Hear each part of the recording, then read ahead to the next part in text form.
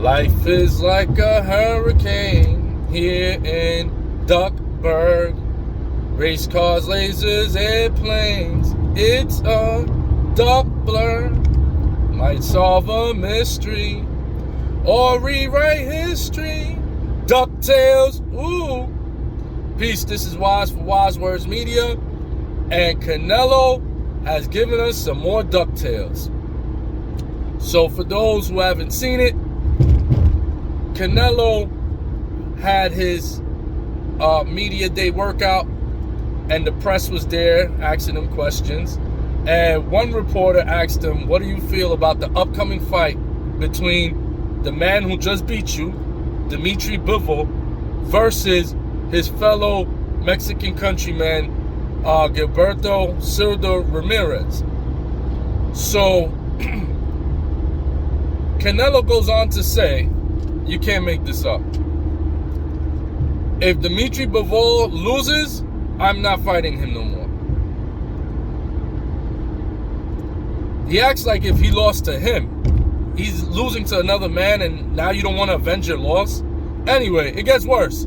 So then they ask Canelo, okay, so I guess this means if Zurdo does go on to win, you're going to fight Zurdo next, right? He said, no, I'm not going to fight Zurdo because he's Mexican and I don't fight Mexicans. I don't fight my fellow countrymen. That's funny because some of the greatest boxing wars have come from Mexicans fighting Mexicans. You know, you think about the trilogy between Babyface Assassin Barrera versus Eric Morales. One of the greatest trilogies in boxing history. You think about the passing of the torch fight between Oscar De La Hoya and the greatest of all time, the greatest Mexican boxer of all time, Julio Cesar Chavez. You had Marquez versus Barrera. You had so many Mexican against Mexican classic fights. And you mean to tell me you don't want to fight Zurdo because he's Mexican? You know who else felt funny about that and found it comical? Zurdo Ramirez himself. Because Zurdo, in an interview that came out after that, Zurdo was asked about Canelo's reply to not fighting Mexican fighters, and Zurdo said, listen, I don't know what he's talking about, because you know, and we all know that when two Mexicans get together in the ring, it's a war. So I don't know what he's talking about. He got his own reasons. I don't know. But I know I want to fight the best. And when two Mexicans get together, it's a war. So I would want the fight. I don't know why he doesn't want to. In other words, you know, he doesn't want to lose some of the Mexican fan base, you know, because he knows that the Canelo stands are out there and they're going to come after him. So he let Canelo down gently. More gently than some of the great Mexican fighters like Marquez, Chavez, and others have been about Canelo, because they have been saying it outrightly that Canelo is not one of the greatest Mexican fighters. He still has to prove himself, which is all that I've been saying, which is all that people in new media have been saying, is the man has to prove himself if he wants to call himself or be considered one of the all-time greats. So going back to this Bivol situation, why would you not want to avenge the fight that you just lost? You didn't avenge the Floyd Mayweather fight, which was questionable already. But you know what? Floyd is arguably top 5 of all time. So we all let you slide with not getting the rematch on that loss to avenge. However, Dimitri Bivol is not Floyd Mayweather. He's not a top 5 fighter of all time. He's a guy that walks around at the same weight that you walk around at. So why any campaigns at the division you fight at? So why can't you fight Bivol in a rematch? What does it matter if he loses to Zurdo Ramirez? And you Canelo fans, you know, y'all love to defend him. If Canelo had as much confidence in himself as you guys have in him, Canelo would probably be one of the greatest of all time, because he would take on some of the best fighters and he might win some of those fights. But we will never know, because he's been running from people like Demetrius Andrade, the Charlo brothers, both of them. He's been running from them. Man, it took him like 3 years to fight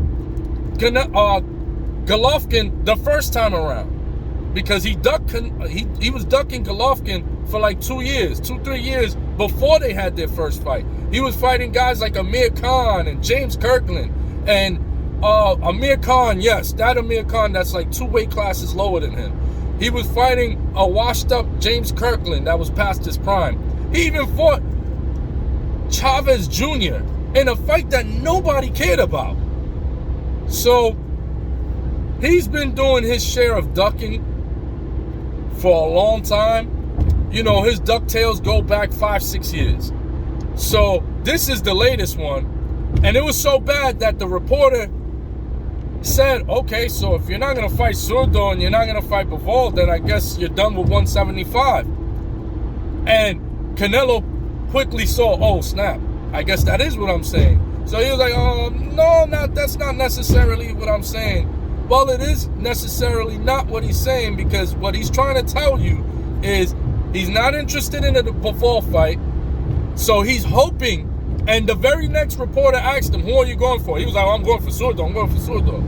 Of course he's going for Zurdo, because he already laid down the duck print, you know, for him to leave that whole Bivol situation if Bivol loses, because Bivol lost to another fighter. You don't want to avenge their loss? All the greats that have lost have avenged their loss, or have at least attempted to avenge their loss. When Muhammad Ali lost to Joe Frazier, he went for a rematch against Joe Frazier. Won, and then we got one of the greatest trilogies, which was the Thriller in Manila. You got Roberto Duran. When Roberto Duran beat Sugar Ray Leonard, Sugar Ray Leonard went for the rematch.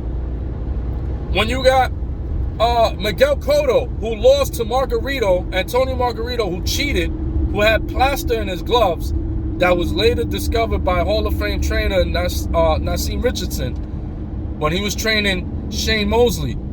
He discovered the plaster that Antonio Margarito used in the Miguel Cotto fight, and Miguel Cotto had the footage of Antonio Margarito with that red tint on his wraps. That same red tint that appeared in the night of the Shane Mosley fight, that made Nassim Richardson question, what is this? And later discovered to be plaster. So what happens? Miguel Cotto goes, gets a rematch, and he defeats Antonio Margarito by TKO. Even look at how great of a champion Floyd Mayweather is. Floyd Mayweather, he beat Jose Luis Castillo. But in the post-fight interview, they were alluding to, Larry Merchant was alluding to, oh, I don't, you know, this might be questionable. This victory might be questionable. Some people are booing. You know, do you really think you beat him? And Floyd Mayweather said, yes, I beat him with one hand. I had a broken hand. And if he wants to do it, we'll do it again. And what happened? As a real champion, Floyd Mayweather fought him the very next fight. He didn't wait for him to, he didn't fight a 40-year-old opponent and wait for him to come back. Or wait to see if Jose Luis Castillo loses his next fight so he can be like, you know what, I'm not going to fight Jose Luis Castillo. Even beating Jose Luis Castillo, just to prove the point that he's the more superior fighter, he fought Jose Luis Castillo next, and it was a completely one-sided performance, a dominating performance by Floyd Mayweather, which put that chapter to bed. That's how you put a chapter to bed. You don't put it to bed by having your big brother fight for you. You know, just because Zurdo is a bigger, he walks around, he looks like he's a huge 175-pound guy. He looks like he could easily go to cruiserweight. You know, so just because Zurdo's a bigger guy and he's left-handed, which is what the name Zurdo means. It means lefty in Spanish. So the lefty is already awkward. He's a bigger guy than Bivol. So he's banking on the fact that Zurdo has those physical advantages to beat Bivol, so that this way he doesn't have to fight Bivol, because some guy, he went, it's like little brother going to big brother. Can you beat him up for me?